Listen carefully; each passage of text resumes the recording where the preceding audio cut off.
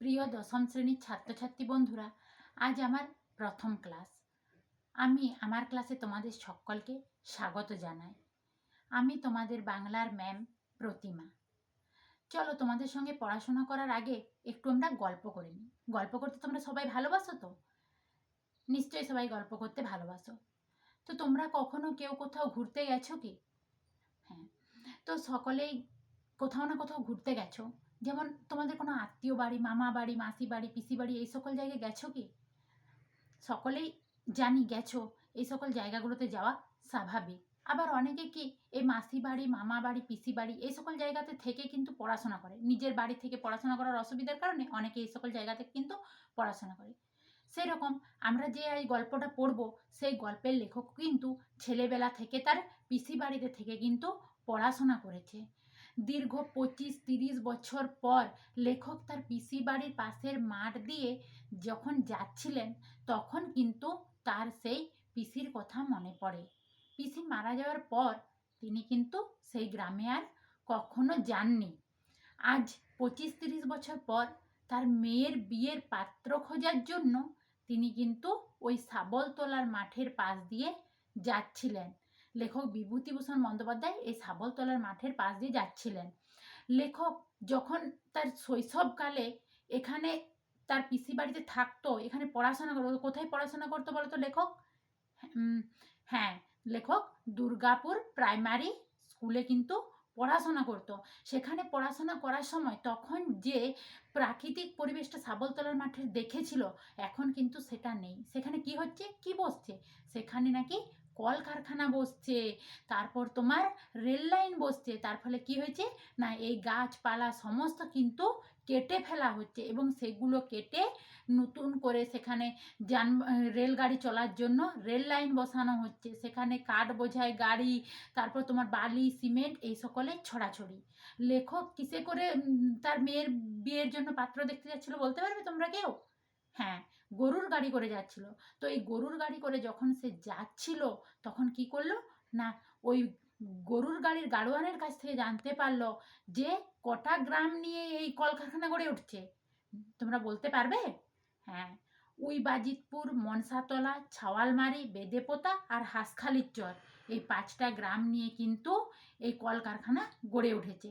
আর এখান দিয়ে যাওয়ার সময় লেখকের তার কত বছর বয়সের একটা দুপুরবেলার কথা মনে পড়েছে বলো তো? হ্যাঁ, 11 বছর বয়সের একটা দুপুরবেলার কথা মনে পড়েছে। তো আর তার সঙ্গে কার কথা মনে পড়েছে না, তাদের স্কুলের উমাচরণ মাস্টারমশাই। তিনি কে ছিলেন না, ওই স্কুলেরই হেডমাস্টার ছিলেন। আর তিনি কি কাজ করতেন বলো তো? হ্যাঁ, গল্প লিখতেন। তিনি যে গল্পটা লিখেছেন সেই বইটার নাম কি বলো তো? তিনি যে বইটা লিখেছেন তার নাম হচ্ছে আক্কেল গুরু। এটি হচ্ছে একটা প্রহসন জাতীয় রচনা। তো এই প্রহসন জাতীয় যে রচনাটা, এটা হচ্ছে তার রচনাটা গিরিশ ঘোষের সঙ্গে কিন্তু তুলনা করা হয়েছে। আর এই যে প্রহসনগুলো, তার যে প্রহসনটা, তার কাছে যে সমস্ত ছাত্রছাত্রীরা পড়াশোনা করত, তাদের যে বেতন পেত, বেতন যে ফিসগুলো তারা দিত, সেখানে খুচরো পয়সা না আনলে কিন্তু তারা যদি স্যারের কাছে বা মাস্টারমশাইয়ের কাছে যদি কোনো টাকা ফেরত পেত, তো সেটা না দিয়ে তিনি কি করতেন, খুচরো পয়সার বিনিময়ে কিন্তু তাদেরকে ওই আক্কেল গুরুম বইটা দিয়েছিল। তার ফলস্বরূপ কি হয়েছে না, প্রতিটা ছাত্রছাত্রীর কাছে সেই বইটা কিন্তু 1 বা 2 কপি করে সবার বাড়িতেই থাকতো। লেখককেও দিয়েছিল এই বইটা, আক্কেল গুরুম বইটা কিন্তু লেখক বিভূতিভূষণ বন্দ্যোপাধ্যায়কেও দিয়েছিল। কত পয়সার বিনিময়ে দিয়েছিল বলো তো? হ্যাঁ, 9 আনার বিনিময়ে দিয়েছিল। কিন্তু এই যে 9 আনার বিনিময়ে যে দিয়েছিল, তখন কিন্তু পরবর্তীকালে লেখকের পিসিমা কিন্তু লেখকের কাছে সেই 9 আনাটা ফেরত চেয়েছে। কিন্তু লেখক যখন জানায় যে তাদের মাস্টারমশাই তাকে 9 আনা ফেরত না দিয়ে তাদেরকে কি করেছে না, হচ্ছে তোমার একটা আক্কেল গুরুম বই দিয়েছে, তখন সেই বইটা কিন্তু লেখকের পিসিমার কিন্তু কোনোভাবেই পছন্দ হয়নি। তো কি বলেছে যে ওই বইটা ফেরত দিয়ে কোন বই আনার কথা বলেছে? হ্যাঁ, কেষ্ট শতনাম আনার কথা বলেছে। আর না হলে কি বলেছে যে 9 আনা তুই ফেরত নিয়ে আয়। এভাবেই হচ্ছে লেখক তার বইটাকে বিক্রি করত। আর এই যে তিনি যে একজন লেখক ছিলেন, সেটা তারা কিভাবে জেনেছিল না, সতু হচ্ছে চালতে বাগানের মধ্যে লেখককে প্রায়ই বসে থাকতে দেখতো এবং সেখানে লেখালেখি করতে দেখতে পেত। আর এটা হচ্ছে একদিন সে লেখক বিভূতিভূষণ বন্দ্যোপাধ্যায়কেও কিন্তু ডেকে নিয়ে গিয়ে তাকে দেখিয়েছিল, তাহলে সে বিশ্বাস করেছিল যে হচ্ছে তিনি সত্যি লেখালেখি করতে পারেন। তো এইভাবে দীর্ঘ কয়েক বছর কেটে যায়। তারপর কি হয় না, তার স্কুলের কিছুজন ছাত্রছাত্রী তারা উচ্চ প্রাইমারি পরীক্ষা দেওয়ার জন্য প্রস্তুতি নিয়েছিল। তো পরীক্ষা কোথায় দিতে যেতে হয়েছিল? হ্যাঁ, রানাঘাটে পরীক্ষা দিতে যেতে হয়েছিল। আর তাদেরকে কে নিয়ে গিয়েছিল? না, এই উমাচরণ মাস্টারমশাই কিন্তু তাদেরকে পরীক্ষা দিতে নিয়ে যাচ্ছিল। যাবার সময় তারা কোথায় আশ্রয় নিয়েছিল? এই শাবলতলার মাঠে কিন্তু আশ্রয় নিয়েছিল। আশ্রয় নয়, কিছুক্ষণের জন্য তারা সেখানে বিশ্রাম নিয়েছিল। তো এই যে তারা বিশ্রাম নিয়েছিল, সেখানে কেন বিশ্রাম নিয়েছিল না, দুর্গাপুর থেকে কিন্তু এই শাবলতলার মাঠের দূরত্ব 2 থেকে 2.5 ক্রোশ। তখনকার দিনে কি, এখনকার দিনে দেখো এত যানবাহন, সাইকেল, মোটরসাইকেল এত কিছু আছে, তখন কিন্তু এত সব ছিল না। তার জন্য তাদেরকে কি করতে হয়েছিল না, পায়ে হেঁটে অনেকটা পথ অতিক্রম করে তাদেরকে ট্রেন ধরতে যেতে হয়েছিল। সেই জন্য যাবার পথে তারা ক্লান্ত হয়ে পড়েছিল এবং ক্লান্ত হয়ে সেই শাবলতলার মাঠে কিন্তু কিছুক্ষণের জন্য বিশ্রাম নিয়েছিল। এবং তাদের প্রত্যেকের কাঁধে একটা করে কি ছিল না, বোচকা ছিল। সেই বোচকার মধ্যে কি ছিল? বই দপ্তর ছিল, গামছা ছিল, আর হচ্ছে তোমার খাবার ছিল। সেগুলোকে তারা কোন গাছের নিচে নামিয়েছিল? একটা কুল গাছের নিচে। কুল গাছের নিচে সেগুলো নামিয়ে তারা কিন্তু কিছুক্ষণের জন্য বিশ্রাম নিয়েছিল। তারপর তারা সেখানে খেলাধুলা শুরু করে দেয়। দীর্ঘ 2 ঘন্টা তারা খেলাধুলা, ছুটোছুটি এই সমস্ত কিছু করার পর তারা কি করলো না, তাদের মাস্টারমশাইকে কিন্তু কোথাও খুঁজে পাচ্ছিল না।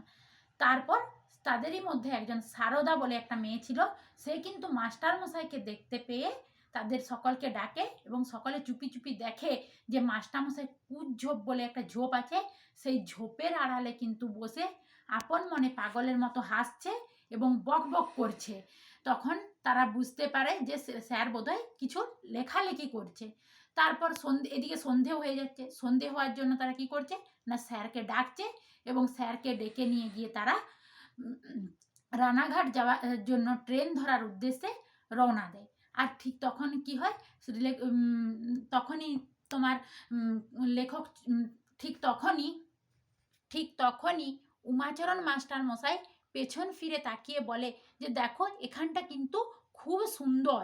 তখন কিন্তু লেখকের মনে সেই জিনিসটা ধরে, কারণ লেখক বিভূতিভূষণ বন্দ্যোপাধ্যায় একজন প্রকৃতি প্রেমিক কবি।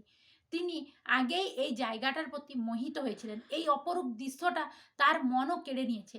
সে কি করেছে না, লেখক হচ্ছে এই তোমার এই যে জঙ্গলটা, এই যে মাঠটা, এই মাঠটাকে কিন্তু একটা সমুদ্রের সঙ্গে তুলনা করছেন। সমুদ্রে যেমন কোনো কুল কিনারা থাকে না, তেমনই কিন্তু লেখকও এটাকে তোমার সমুদ্রের সঙ্গে তুলনা করেছে, যার কোনো কুল কিনারা পায়নি। আর তার সঙ্গে কি উমাচরণ মাস্টারমশাইও কিন্তু এটা বলার ফলে লেখকের দৃষ্টিভঙ্গির কিন্তু একটা আমূল পরিবর্তন ঘটে সেই সময়।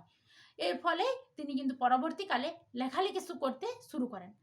আর লেখক পরবর্তীকালে বড় হয়ে কিন্তু উমাচরণ চক্রবর্তী বলে মাস্টারমশাইয়ের কোনো লেখালেখি কখনো পড়েননি। এই যে পড়েননি, তার জন্য তার কিন্তু লেখক ভাবছেন যে সবার ভাগ্যে অবশ্য যশ, খ্যাতি, লাভ এ সমস্ত কিছু থাকে না। তোমরা বলো তো এই উমাচরণ মাস্টারমশাইয়ের পুরো নাম কি? হ্যাঁ, উমাচরণ চক্রবর্তী। দীর্ঘদিন পর শাবলতলার মাঠে এসে লেখকের কিন্তু উমাচরণ মাস্টারমশাইয়ের জন্য মন কেমন করে ওঠে। এখানেই আমাদের গল্পটা কিন্তু শেষ হয়ে যায়। তো আজ আমরা গল্পটার যে মূল বিষয়বস্তু সেটা সম্পর্কে একটু জেনে নিলাম। এরপর এই উমাচরণ মাস্টারমশাই দেখতে কেমন ছিল, তিনি কি কি পড়তেন, কিভাবে জীবনযাপন করতেন, কোথায় থাকতেন, এছাড়া এই যে শাবলতলার মাঠের যে প্রাকৃতিক সৌন্দর্য সেটা কেমন ছিল, তার পুঙ্খানুপুঙ্খ কিন্তু বর্ণনা জানতে হলে আমাদেরকে অবশ্যই পরবর্তী ক্লাসে উপস্থিত থাকতে হবে। তোমরা সকলে পরবর্তী ক্লাসে উপস্থিত থেকো। আমরা এই গল্পটা লাইন বাই লাইন ধরে ধরে পরবর্তী ক্লাসে আলোচনা করব।